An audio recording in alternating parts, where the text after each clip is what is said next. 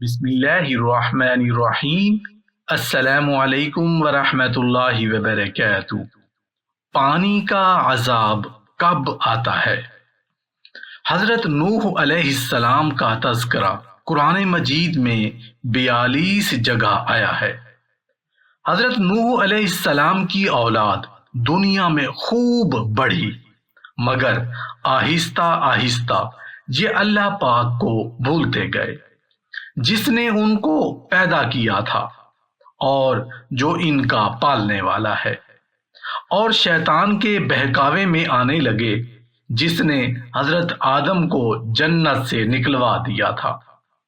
شیطان کے بہکاوے میں آ کر یہ لوگ بتوں، آگ اور سورج وغیرہ کو پوجنے لگے۔ اللہ پاک کو جو اپنے بندوں سے بڑی محبت ہے، اس کو یہ کبھی گوارا نہیں کہ اس کے بندے شیطان کے بہکاوے میں آ کر اللہ کے علاوہ کسی اور کی عبادت کرنے لگے اور اس کی سزا میں مرنے کے بعد دوزخ میں جلیں۔ اللہ پاک نے حضرت نوح علیہ السلام کو اپنا نبی بنا کر بھیجا۔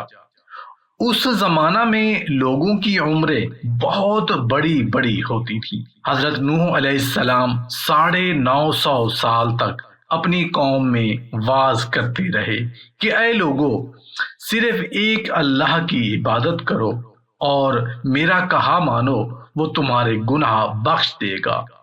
لیکن لوگوں نے حضرت نوح علیہ السلام کی باتوں کو نہ مانا اور اپنے کانوں میں انگلیاں دے لی اور کپڑے اوڑھ لیے تاکہ حضرت نوح علیہ السلام کی آواز کانوں تک نہ پہنچے۔ حضرت نوح علیہ السلام نے ہمت نہ ہاری اور برابر سمجھاتے رہے اور کہتے رہے، اے لوگو، اللہ سے معافی مانگو، وہ بڑا معاف کرنے والا ہے۔ وہ تم پر آسمان سے بارش برسائے گا تاکہ تم خوب اناج پیدا کر سکو اور اس کے ذریعہ سے بڑے بڑے باغ پیدا کر دے گا، ان میں نہریں پیدا کر دے گا، تمہیں مال و دولت دے گا، بیٹے دے گا۔ تمہیں کیا ہو گیا ہے کہ تم خدا کو نہیں مانتے؟ حالانکہ اس نے آسمان بنائے، چاند اور سورج بنائے، اس نے تم کو مٹی سے پیدا کیا اور پھر اس مٹی میں ایک دن تم مل جاؤ گے اور پھر قیامت کے دن اسی مٹی سے تم کو دوبارہ زندہ کرے گا۔ لیکن لوگوں نے اپنے بتوں کو نہیں چھوڑا اور حضرت نوح علیہ السلام سے کہنے لگے، ہم اپنے بتوں کو ہرگز نہیں چھوڑیں گے اور ہم تو تم کو اپنے جیسا آدمی ہی دیکھتے ہیں، اور تمہارا کہنا بھی صرف چند غریب لوگوں نے مانا اور ہم تو تم کو جھوٹا سمجھتے ہیں۔ حضرت نوح علیہ السلام نے کہا، اے میری قوم، میں تم کو جو نصیحت کرتا ہوں اس کے بدلے میں تم سے کوئی مال و دولت نہیں چاہتا، اور جو غریب آدمی مسلمان ہوئے ہیں اور اللہ پر ایمان لائے ہیں ان کو میں اپنے پاس سے تمہارے کہنے سے نکالوں گا نہیں، اور میں ان کو اپنے پاس سے نکال دوں تو خدا کے عذاب سے مجھے کون بچائے گا؟ اگر میں ایسا کروں گا تو بہت ناانصاف ہو جائے گا۔ ان کی قوم کے لوگوں نے کہا، اے نوح علیہ السلام، تم نے ہم سے جھگڑا بہت کر لیا، اگر تم سچے ہو تو جس عذاب سے تم ہم کو ڈراتے ہو وہ لے آؤ۔ حضرت نوح علیہ السلام نے کہا، جب اللہ پاک چاہیں گے عذاب لے آئیں گے۔ اللہ تعالیٰ نے حضرت نوح علیہ السلام کو وحی کے ذریعہ سے حکم بھیجا کہ تمہاری قوم میں جو لوگ ایمان لا چکے ہیں ان کے علاوہ اور کوئی ایمان نہیں لائے گا، تم غم نہ کرو، ایک کشتی بناؤ۔ حضرت نوح علیہ السلام نے اللہ کے حکم کے مطابق کشتی بنانی شروع کی، تو جب ان کی قوم کے سردار ان کے پاس سے گزرتے تو ان کو کشتی بناتے ہوئے دیکھتے تو ان کا مذاق اڑاتے۔ حضرت نوح علیہ السلام ان کے مذاق کے جواب میں کہتے کہ آج مذاق کر لو، کل جب تمہارے اوپر عذاب آئے گا تو اس وقت ہم تمہارا مذاق اڑائیں گے۔ آخر اللہ تعالیٰ کا عذاب اس کے وعدے کے مطابق آیا۔ زمین سے پانی نکلنا شروع ہوا اور آسمان سے بارش آنی شروع ہوئی۔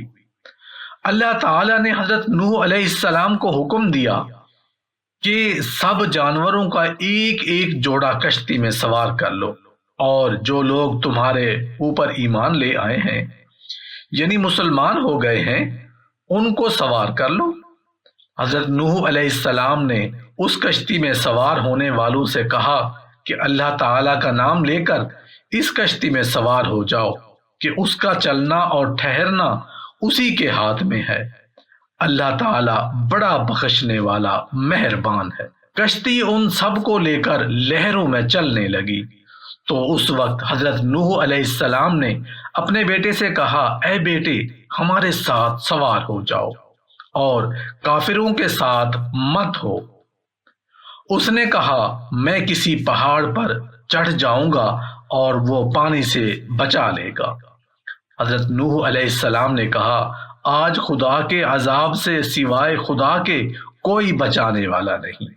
اتنے میں دونوں کے درمیان ایک پانی کی لہر اٹھی اور وہ ڈوب گیا۔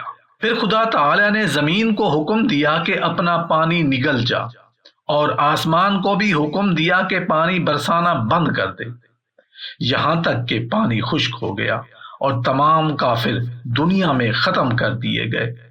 حضرت نوح علیہ السلام کی کشتی کو جودی پہاڑ پر ٹھہرا دیا گیا۔